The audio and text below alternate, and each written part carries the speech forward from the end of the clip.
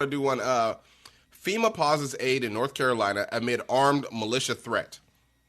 The Federal Emergency Management Agency said it made operational adjustments in North Carolina over the weekend and temporarily paused aid in parts of the states amid concerns that an armed militia is threatening government workers.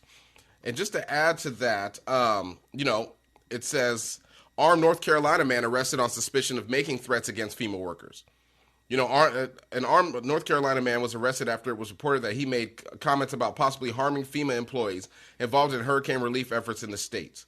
William Jacob Parson, 44, was arrested Saturday after the Rutherford County Sheriff's Office received calls saying that the caller witnessed Parsons making threatening comments about federal emergency management agencies, responders in Lake Lure and Chimney Rock, the sheriff said in a news release. But also to go with that, they have the video of the people armed in the trucks driving around, looking around to kill FEMA workers. I'm like, for what? Exactly. But they're saying this is like over the fact that you got guys like Trump and a bunch of people saying that FEMA workers are not, they're giving FEMA's giving their money to migrants. They're not helping people out. Like, what is this person actually here threatening for? I mean, it doesn't make any sense to me. You know what I mean? Like, what are you threatening the people who you see who are on the ground trying to help you? Yeah, and they said it doesn't make any sense, man. Yeah, they said in the email, said the National Guard troops have encountered trucks of armed militias saying they were out hunting FEMA workers. Imagine that. Like, just because of some rhetoric, these people are out here trying to help. And you got armed people in trucks trying to kill them. When we get to a point that we have somebody that's this dangerous, man, as dangerous as Trump and his cronies will just say anything, lie over and over again. This is kind of way I see things. He creates dangerous situations in his country. He's coming out and he's not doing a campaign. He's doing a disinformation campaign. He knows he's not going to win the election, so he's setting it up to get it ready for violence. Everyone talks about, everybody who's online, I'm trying to tell you, as far as people who run with him, talking about stealing the election. They stole the election. They cheated. That's all I ever hear. I wanted to say something like this, man. What dealing with these people is like this. It's like if you out gambling with some people, right? And every time you gamble and you win, they're like, oh, you cheated. But every time they win, they're like, oh, I won.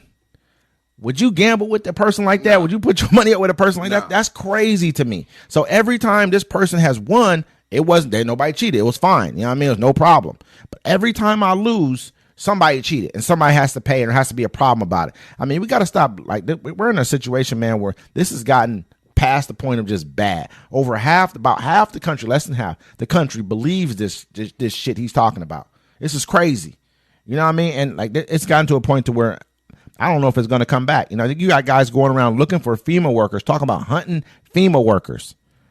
Because they feel like, because he told them that they're giving their stuff to migrants. You act like they're flying the migrants into North Carolina and giving them the mud that your house used to be there. They're acting like this isn't like regular people, man, who have jobs, who are trying to take care of their families.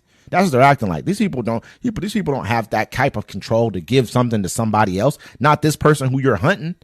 Leave him alone. You want to go hunt somebody, go look for the people who you think really did it, and then see how that turns out for you.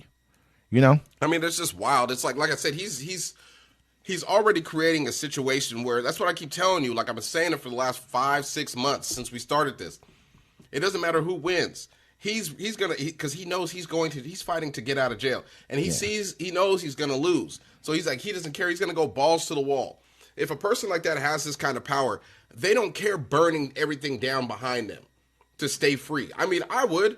If I know I'm about to go to jail for the rest of my life, but I have an opportunity to run the country and, be a king, I'm going to go balls to the wall. And if I lose, I'm going to make sure I burn this bitch down. That's what it sounds like he's trying to do, exactly, man. He doesn't really care if he wins or anything like that. He's pretty much at a point to where he's like, you know what? If I do lose, I won. One way or the other, So,